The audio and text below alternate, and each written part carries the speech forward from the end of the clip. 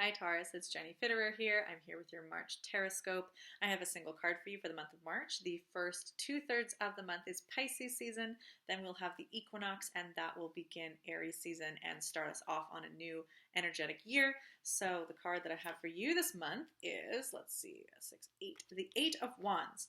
So this is the way it looks. We have these soldiers here, and they're sort of clashing, got some swords there, there's kind of some big red, maybe blood streaks up here, and then these wands around the frame and a book kind of up here, and otherwise there's kind of a lot of emptiness in the edges, and that's what the card looks like. We're going to see what the 8 of Wands has for you this month, Taurus. Here we go. 8 of Wands. Greater responsibility. Wands represent vital energies, drives, and aims, ensure that the inner fire keeps on burning.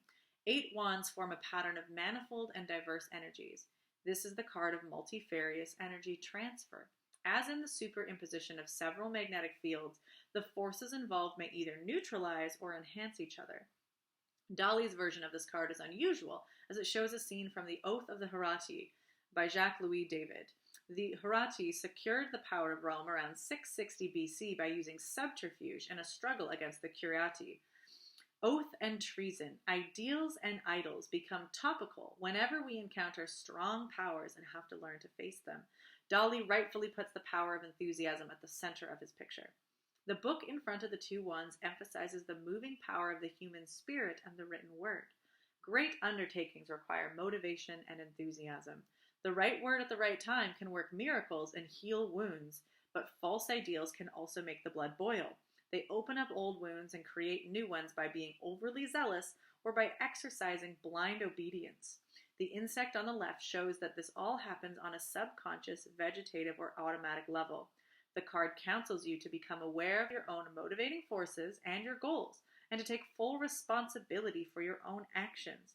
You are challenged to grow in understanding and stature. Practical advice. Make sure that good vibrations exist between you and other people. Learn to understand what moves you and others. Become more sensitive to the needs of all parties involved. Then you will be able to harmonize many different types of energy and accomplish many things without having to resort to manipulation. Okay, so this card is interesting because, of course, we're talking about responsibility, everybody's favorite concept, where we always want other people to take responsibility for themselves. Sometimes we can struggle, maybe not just struggle with taking responsibility, but really understanding what that looks like. And then this is being juxtaposed with this sense of subterfuge or backstabbing or manipulation, where we're not going face to face with something. There's some sort of stabbing around or manipulation or control going on. So we're really invited into this expression of responsibility, and so responsibility has a few different kind of ways to think about it. We can think about responsibility as being you having an amount of authority over others or over some sort of project or something where you are responsible, you are the one in charge. And so you need to have, be a good leader or taking responsibility for your authority in order to delegate or be the one in charge. That's one way we can think about responsibility. So this might be looking at areas in your life of where do you hold responsibility? Where are you the one in charge at work, in family, in home situations? Where are you needing to make sure that you are in that seat of authority and exercising it well? Then there's thinking about responsibility in terms of accountability, which is really being not running from the consequences of your actions, taking responsibility for your actions. And this can happen no matter where you are in your level. You might not have authority over other people. You might just be having authority over yourself. And are you taking responsibility for the outcomes and consequences of your actions? We all make choices. We all are impacting the world and being impacted in the world. And so anytime that we actually choose to do anything, to be more than just a little uncertain little thing that doesn't want to impact the world at all, there's going to be consequences. And if we want to be able to delight in the positive consequences that we want, we also need to be accountable for the ones that maybe we aren't super excited about. So that is looking at responsibility in terms of accountability. So Um, both of these things might be something to be exploring this month, of thinking about where am I responsible for others and people look up to me as a leader, and I need to really make sure that I'm leaning into that responsibility with maturity, and that I'm not shirking my responsibilities. I'm not shirking my duties. I'm not making it more complicated for other people, because if I want the authority and the stature, that comes with a certain amount of work. And then there is that personal responsibility, which is just being accountable and not running from the consequences of our actions, whatever that might be, and being able to sit with what can sometimes be accountability, can feel really uncomfortable, but developing that skill is huge, has massive ripples. It not only makes you a better leader, it makes people trust you significantly more, because they're seeing that you don't need to resort to manipulation. You are moving through the world, taking action, and then accepting the consequences and dealing with them as they come. That's a very straightforward, it shows a lot of integrity. People see that. It can both help them trust you more and then not want to resort to manipulation and want to be straightforward to you, because they recognize it's a safe thing that you'll take accountability. But it can also be a really inspiring thing for other people who maybe are struggling and afraid of taking accountability as well, and are afraid of the consequences of their actions.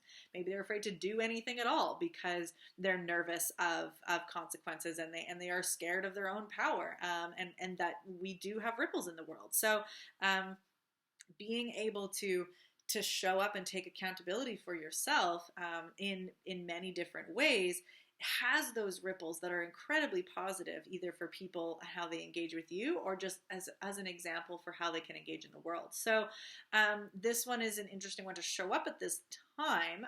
Pisces season is the end of the last energetic year, which it has a lot to do with reclaiming energy. Sort of has this reincarnation idea of the soul or the energy going back into the kind of etheric, depending on if we're looking at soul energy or not, whatever your beliefs are, but going back into the large ocean, and then having that energy available for a new reincarnation, for a new birth. And that birth looks like Aries season, of a new energy and a new spark. So Pisces season can look like this mass diffusing and connection and dissolving of all boundaries.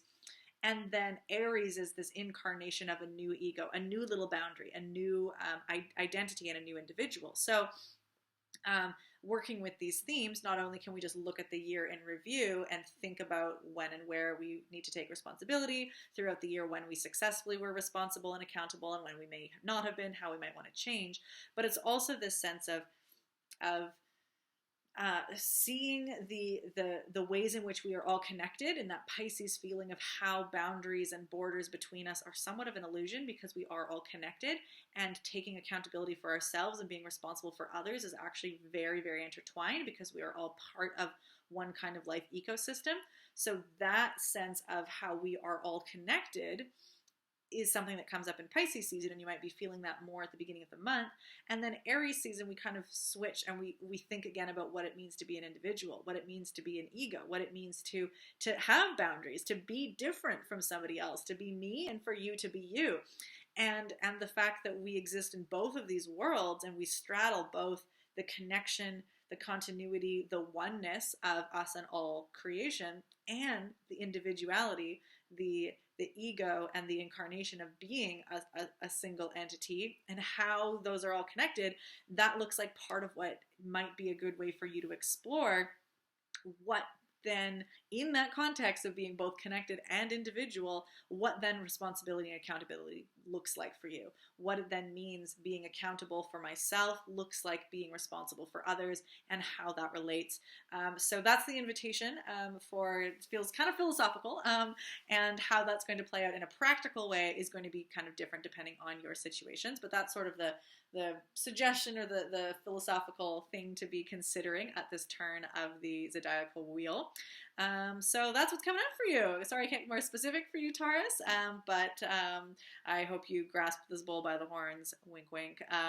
That's just a little joke. Taurus joke, and move forward in the month confidently and with great accountability. If you want any additional assistance, the Pisces season Pay What You Can forecast is up and available on the YouTube channel. Because Pisces season starts in February, which is Black History Month, the donation link is not to me this time. It is to an organization in support of Black History Month. So do generously donate because that won't be going to me this time.